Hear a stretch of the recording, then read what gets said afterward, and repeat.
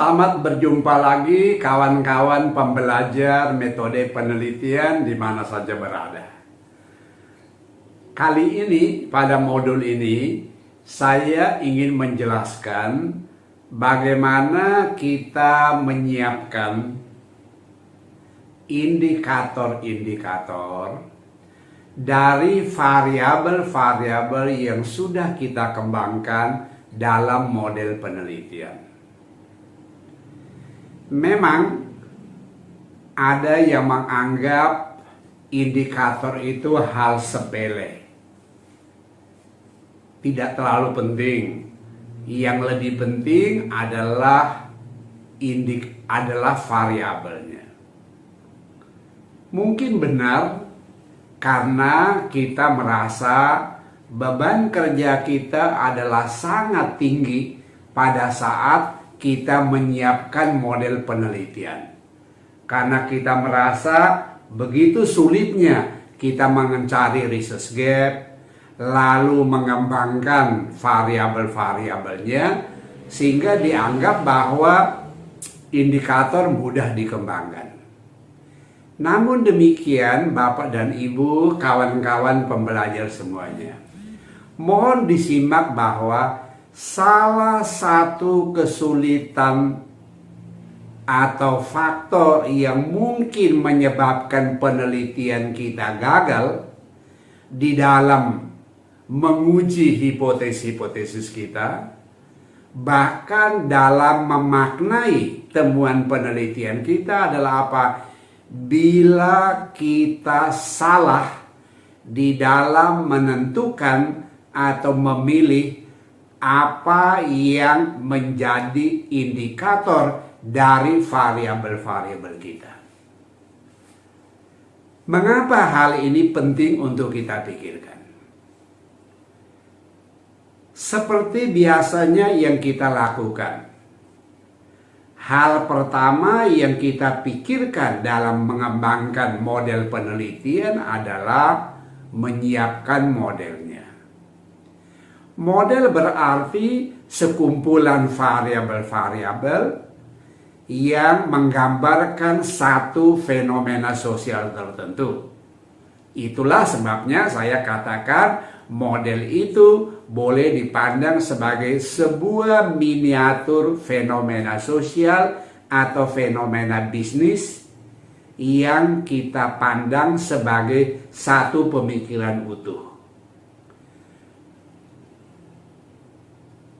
Bagaimana kita memberi makna pada model yang sudah kita buat? Tentu akan nampak pada bagaimana kita memberi makna pada setiap variabel yang dimasukkan atau digunakan untuk membentuk model itu. Oleh karena itu, saya ingin menyampaikan bahwa karena variabel itu demikian pentingnya, maka kita perlu berhati-hati memberi makna pada variabel itu dengan cara memastikan apa yang dapat menjadi indikator yang sesuai untuk variabel-variabel itu. Bila variabelnya adalah variabel lama, variabel yang biasa digunakan oleh para peneliti, tentu kita mudah mengadopsi indikator dari para peneliti yang lain. Tetapi bila variabel kita adalah sebuah perspektif baru dari teori yang kita interpretasi, atau kadang saya sebut sebagai sebuah novelty, maka tentu saja indikatornya belum dikembangkan. Maka sering disebut sebagai new developed indicators. Nah, kalau kita harus mengembangkan indikator-indikator itu dari sebuah perspektif baru, bahkan juga indikator yang kita adopsi dari peneliti-peneliti lain, maka ada hal yang harus kita pastikan sejak dini, yaitu face validity-nya. Apakah indikator yang kita gunakan sungguh adalah cerminan dari variabelnya? Bila variabel itu digambarkan dalam bentuk variabel laten, artinya variabel yang maknanya tersembunyi di balik indikator-indikator, maka kita harus berhati-hati untuk memastikan bahwa indikator yang kita gunakan itu sungguh merupakan cerminan, mirroring bagi atau dari variabelnya. Sehingga bila kita harus mengukurnya nanti, kita akan dengan mantap mengatakan, ya, ia sudah memenuhi syarat, yaitu to measure what should be measured. Mengukur apa yang seharusnya diukur. Itulah validitas. Dan karena kita hanya melihat dari indikator-indikator yang terpampang dalam variabel kita, maka kita sebut indikator itu sebagai indikator-indikator yang dilihat dari maknanya saja sudah sungguh mencerminkan apa yang kita maksudkan, dan itulah yang disebut dengan istilah face validity. Bagaimana caranya kita memastikan indikator ini tepat apa tidak? Salah satu pedoman yang baik kita gunakan dalam membentuk variabel indikator kita yaitu, pertama, yakinkan diri kita bahwa indikator ini adalah merupakan cerminan dari variabelnya. Cerminan artinya apa? Wujud nyata atau bukti nyata dari adanya, dari keberadaan konsep atau variabel yang sedang kita definisikan itu. Jadi ini perlu hati-hati. Kita harus yakin apakah ia merupakan cerminan, merupakan indikasi, merupakan tanda, merupakan makna, merupakan bukti wujud dari variabel itu. Sampai di sini nampaknya mudah, tetapi nanti kita akan mengalami kesulitan. Sebab seperti banyak kali saya lihat dalam skripsi-skripsi mahasiswa S1 10 tahun yang lalu, atau juga mahasiswa MM, S2, ya mungkin sejak belasan atau ya 10 tahun yang lalu, ada satu contoh. Mahasiswa meneliti minat beli. Apa indikatornya? Indikator minat beli adalah 1. Mutu produk, 2. Daya beli konsumen, 3. Tingkat harga, dan lain sebagainya.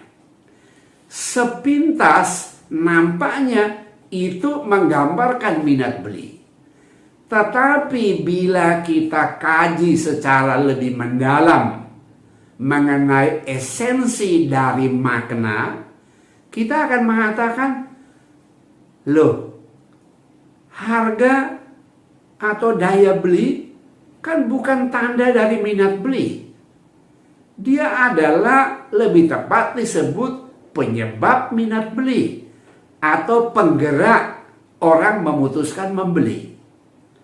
Tapi kalau kita tanya, wujud membeli, wujud minat membeli, itu adalah harga produk, ya tentu sangat jauh. Ya, sangat tidak menggambarkan karakternya. Kalau kita mengatakan mutu produk adalah tanda minat beli, ya tentu tidak. Karena mutu produk harus ada dulu supaya bisa menggerakkan kita untuk minat membeli.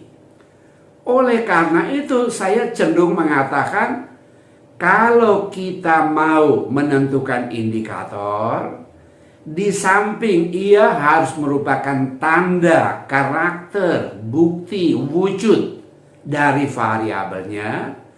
Syarat yang kedua adalah tidak boleh terdapat hubungan kausalitas, hubungan sebab akibat yang logis antar variabel dan indikatornya, atau antar indikator dan variabelnya. Karena apa?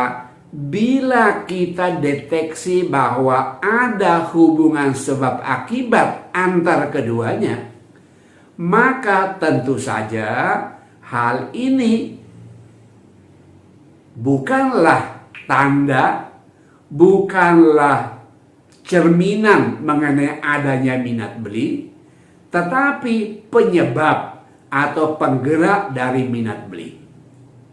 Oleh karena itu, mari kita lihat sekali lagi contoh kita tadi.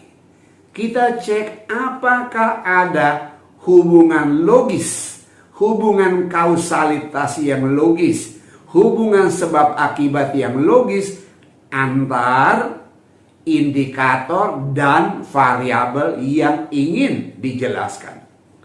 Seperti tadi kita bilang, indikator minat beli adalah mutu produk. Kita uji, kita buat kalimat sebab akibat seperti demikian. Semakin tinggi mutu produk, maka sangat boleh jadi atau maka adalah logis saya memiliki minat untuk membeli produk itu. Berarti dengan kata lain kita mengatakan mutu produk berpengaruh pada minat membeli.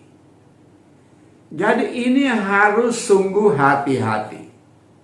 Ada contoh, ada kawan meneliti mengenai minat masuk perguruan tinggi favorit. Apa indikator minat masuk perguruan tinggi favorit? Indikator yang pertama adalah mutu kurikulum. Indikator yang kedua adalah kualitas dosen. Indikator yang ketiga adalah strategiknya lokasi kampus itu, dan lain sebagainya. Tentu saja dengan mudah kita mengatakan ini bukan indikator, tetapi ini adalah penyebab. Mengapa? Karena ada hubungan logis secara face validity, secara face value, yaitu apa? Semakin tinggi mutu kurikulum di kampus itu, maka makin tinggi minat saya untuk belajar di kampus itu. Minat saya untuk masuk dan berkuliah di kampus itu. Jadi kelihatan jelas ini ada hubungan logis antara keduanya. Kalau gitu kita harus mencari yang lain. Apa contohnya? Misalnya contoh kita yang pertama tadi minat beli. Tandanya minat beli adalah apa? Satu misalnya, ada orang yang terus bertanya, mencari informasi mengenai barang ini, mengenai produk ini. Browsing mana-mana. Kalau ada orang browsing sepanjang hari sebuah produk, ya tentu itu pertanda dia lagi berminat membeli produk itu. Ya, itu contoh. Kembali lagi pada contoh kita minat masuk perguruan tinggi favorit tadi. Ya. Ada orang yang pada masa pendaftaran, sebelum masa pendaftaran pun sudah sering bertanya, Pak, Ibu, Mbak, Mas, kapan pendaftaran dibuka? Belum ya, belum dimulai. Tiap hari bertanya seperti itu. Ya. Lah itu berarti apa? Orang ini menunjukkan sebuah minat untuk masuk, sebuah minat untuk mendaftar. Itu kita dapat pandang sebagai apa? Itulah salah satu indikator. Jadi hati-hati kawan-kawan semuanya, bila kita salah memaknai indikator kita, maka kita akhirnya tetap meneliti, tetapi hasil penelitiannya sungguh menggambarkan sebuah fenomena yang saya sebut cheating by numbers phenomenon. Fenomena tanpa sadar membohongi orang, membohongi pembacanya lewat angka-angka. Memang angka-angka statistiknya menunjukkan ada bobot makna yang bagus. Tetapi kalau dimaknai atau dilihat indikator yang digunakan, sesungguhnya itu bukanlah tanda atau makna atau karakter atau wujud dari apa yang diteliti itu. Karena itu sungguh kita harus berhati-hati, sebab kalau itu salah, ya tentu sangat merepotkan. Upaya yang sudah kita kerjakan mati-matian, ya gagal, bukan karena kita salah, tetapi karena kita tidak tahu bahwa sesungguhnya itu adalah langkah yang salah. Oleh karena itu kawan-kawan semuanya, sebagus apapun model penelitian yang kita buat, salah satu penentu keberhasilan atau kemampuan kita menginterpretasi makna temuan dari penelitian itu adalah kalau kita sudah secara tepat memberikan makna melalui indikator-indikator yang tepat bagi variabel itu. Baik, saya rasa ini sedikit pengantar dengan contoh, mudah-mudahan sedikit lebih mencerahkan kawan-kawan pembelajar semuanya. Baik, mari terus semangat dan terus berkarya dengan penelitian-penelitian atau dalam atau melalui penelitian-penelitian yang baik dan berguna. Terima kasih.